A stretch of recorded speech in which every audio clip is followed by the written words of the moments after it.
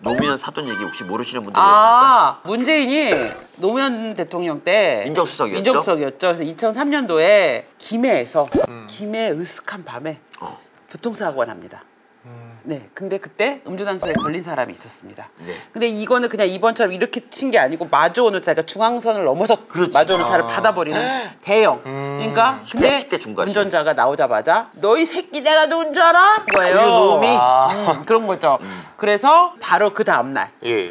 정무수석실에 보고서가 올라옵니다. 민정수석실에 네. 그 대통령의 사위의 아버지 배땡땡 씨가 그러니까 사돈이죠. 사돈. 예. 배땡땡 씨가 음주운전을 하신 거죠. 네. 음주운전을 하신 후 내가 노무현하고 잘 아는 사이야 이렇게 해서 정무수석실에서 내려갑니다. 김해로 급하게 내려갔는데 너무 웃긴 건 완전 만취 상태의 중앙선 침범이었잖아요. 음주 측정을 하지 않습니다. 김호중은 스스로 도망갔다면 이건 경찰이 봐줘서 음주 측정을 하지 않은 거죠.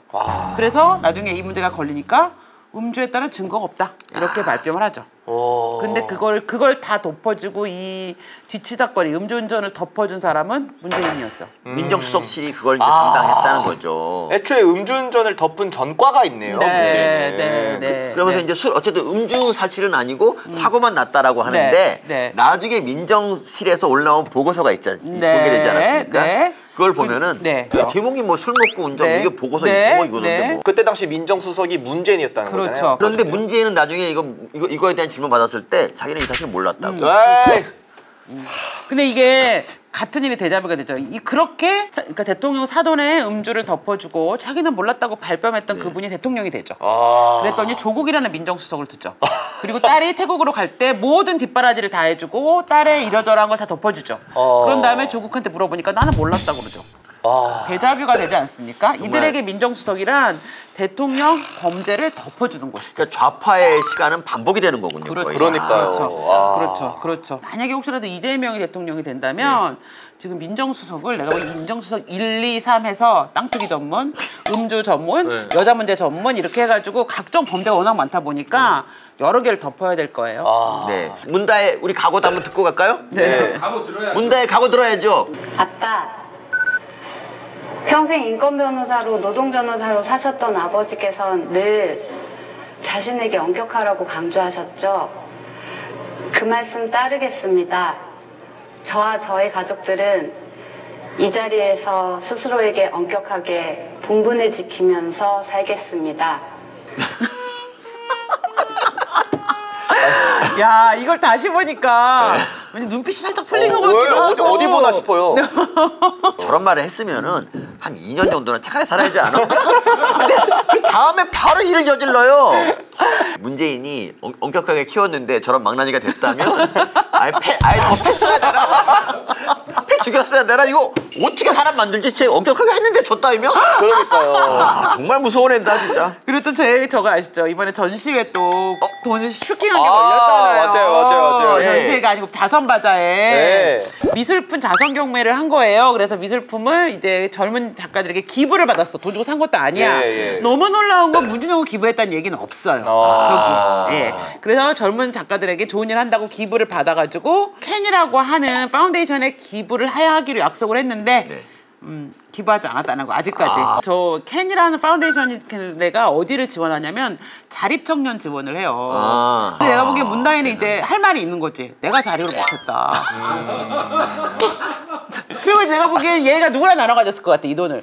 조민이랑 둘이 딱 나눠서 삥땅 하면 돼. 얘네들 자립이 필요한 애들이거든요. 근데 맞습니다. 이제 문다인의 조민에게 알려주고 싶은 거는 캔 파운데이션에 지원하는 자립 청년은 정신적으로는 자립할 준비가 되어 있는데 경제적으로 어려운 애들이잖아요. 너네들처럼 경제적으로 모든 여건이 있는데 정신적으로 자립이 안 된 애들은 돈으로 해결이 안 돼. 그리고 저 자립청년이라는 그 취지가 제가 알기로는 이제 예를 들어서 고아원에서 이제 막 졸업한 친구들 그 친구들을 대상으로 기부를 하는 건데 저런 식으로 좀 취지는 좋게 하면서 돈은 다 받는 거고 게다가 본인 상품을 파는 게 아니라 기부를 약속하면서 예술가에게 지원을 받은 것을 오로지 100% 마진으로 지가 그렇죠. 슈팅한 거잖아요. 그렇죠. 단지 그냥 좌파 대통령의 딸이라는 취지로 온갖 착한 척이랑 착한 척은 다 하고 저짓거리하는 게 좌파들인 거예요. 그렇죠. 그리고 정말 맞는 말인 게 이 그 청년이 뭐냐면 시설에 있는 아이들, 보육원 같은 아이에 있는 아이들이 실제로 18세가 될 때까지는 국가가 지원을 해주는데 정작 만 18세가 되고 나면 얘네들이 갈 데도 없고 그냥 정착금 200만 원인가를 맞습니다. 받고 그냥 사회로 던져져요. 네. 그러니까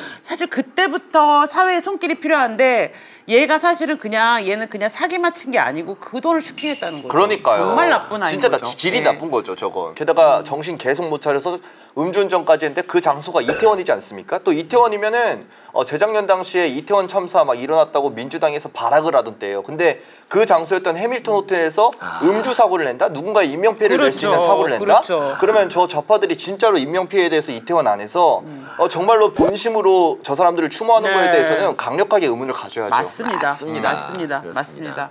그래서 저는 이런 게요. 막 정경유착 얘기하면서 맨날 민주당 뭐 재벌 뭐 부자 감사 이런 얘기 하잖아요. 그런데 부자 감사를 그렇게 비판하면서 이 사람들은 그렇지 부자의 돈을 뜯는 것보다 더 중요한 거는 이 사람들은 정신대 할머니의 돈을 뜯고 이런 식으로 이제 보육원에서 막 세상에 나오는 정말 어려운 아이들의 돈을 뜯는다는 거예요. 네. 세상에 그러니까 벼룩의 간을 내먹는다는 게 그러니까요. 뭔지 몸소 보여주고 있는 거죠. 네. 문다의 이 사태로 인해서 문재인과 개딸 간의 전쟁이 벌어지고 있죠. 그러면서 탈당하라고 막 난리가 났습니다. 네. 근데 뭐 문재인이 뭐 탈당한다고 해서 뭐 탈당을 하든지 말든지 뭐. 그렇죠. 큰 관심은 없습니다. 그렇습니다. 근데 캐스퍼가 안 팔리니까 문대희가 혹시 캐스퍼 팔려고 그랬나? 만추에서 타서 사고가 나도 다치지 않는 차량. 아 진짜. 그리고 대통령이 버린 차. 문씨 일가를 한 방에 보낸 캐스퍼 이거 어때? 근데 캐스퍼에 우리 김정수 여사님은 탈 수 있나요? 그래서 나는 준 거야. 야 이거 아빠가 웬만하면 타려고 했는데 엄마가 안 들어간다. 탈 수 있는데 그럼 그랬겠지. 아빠 트렁크에라도 꾸겨 넣어봐. 트렁크에도 안 들어가 이랬을 거야. 네 본격 외모 비하 방송 빨대요. 자 그리고 우리가 이제 한동훈 대표 하려다가 계속 못 하고 있는데 네. 한동훈 대표에 대해서 정말 유치한 공격 중에 하나가 이제 뭐 가발이다라고 얘기하는 것도 그렇고 뭐 키를 높였다 뭐 이런 거 얘기하면 하는데 네 하여튼 뭐 그렇고요. 그렇게 할 거면 이재명은 키가 몇이지? 이재명이 예전에 우리 윤 대통령 어퍼컷에 맞받아서 발차기를 한 적이 있었는데 다리가 너무 짧아 놀랬다니까. 그러니까. 나 어퍼컷인 줄 알았어 그것도. 박범계랑 이재명이랑 세워놓으면 진짜 재밌겠다. 이재명이야? 아 이재명이구나. 진짜 장난 아니네. 와 저거 신발 저런 신발이 있어. 저런 건 특수 제작된 신발이야.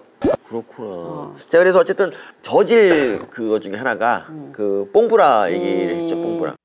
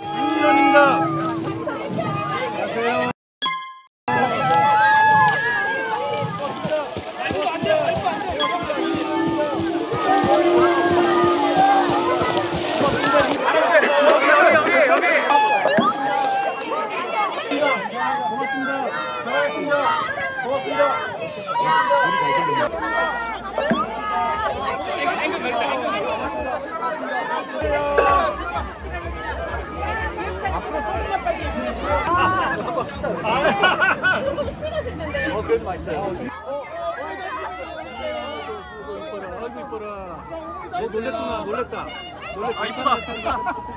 괜찮아. 또 이뻐라. 방금 순한 거 봐. 아 웃겨. 그러네요. 이거 어떻게 사진을 어떻게 하면 저렇게 나오나 저게? 아니 보니까 어깨 봉제선이 약간 뻣뻣한 옷 티셔츠여서 이게 들리더라고요. 이것도 그래. 이것도 이렇게 할 때 뒤쪽이 들려. 그래갖고 내가 계속 이렇게 만져. 더 슬픈 게 인파들이 퍼뜨리고 있어요.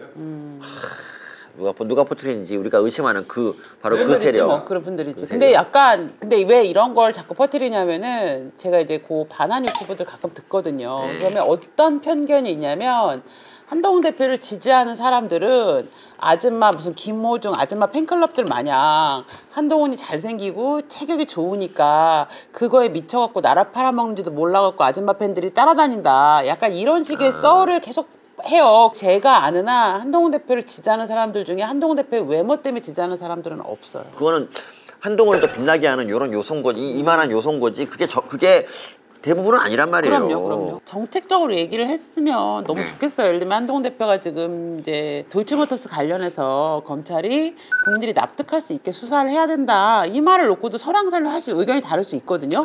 저는 그런 의견을 충분히 존중하고 이렇게 들을 마음이 있는데 무슨 뭐 한가발은 키높이 구두를 신고 뭐 이런 식의 얘기를 하는 거는 좀 너무 저질스러워 보여. 명태균 리스트가 떴어요. 그래가지고 뭐 누구한테 얼마를 받았고 누구한테 얼마를 받았고 막 이런 게 뜨고 그다음에 명태균 지금 입을 열어서 얘기하면 나경원하고도 어떻고 뭐 원희룡하고도 어떻고 누구하고도 어떻고 막 입을 터는데 놀라운 건 한동훈 대표만 안 나오고 있어. 맞아. 그러니까 한동훈 이름만 안 나오고 있어. 저는 그래서 그 말이 맞다고 생각해요. 한동훈 대표가 얘기했던 이런 시기에 구시대 정치와 결별해야 된다라고 얘기했잖아요. 낡은 정치와 그런 의미에서 저는 이 명태균 씨 문제는 그냥 넘어가면 안 될 것 같습니다. 그래서 지금 참 다행인 게 그거예요. 지금 대통령이 윤석열 대통령인데 지금 한동훈이 당대표잖아요. 한동훈 없었으면 누가 당대표였을까? 그냥 끔찍하다니까. 뭐 그 생각 누군가 했겠지만 미래가 있을까? 좀 들었는데 다행이라고 생각합니다. 진짜. 그러니까요. 이 사람은 그리고 저 탄압에도 불구하고 나는 벗어지는 게 너무 고맙다니까 진짜. 근데 뽕브라라는 게 남자들이 하고 뭐 어떤 그러니까 좀 근육이 있어 보이는 효과가 있나요? 나도 하면 좀 있어 보일까? 아니, 난 뽕브라가 이렇게 가슴 크게 보이려고 여자들만 하는 줄 알았어. 저건 이제 배가 안 나온 사람이 했을 때 멋있는데 배도 나고 가슴도 나오면 그냥 뚱뚱해 보여.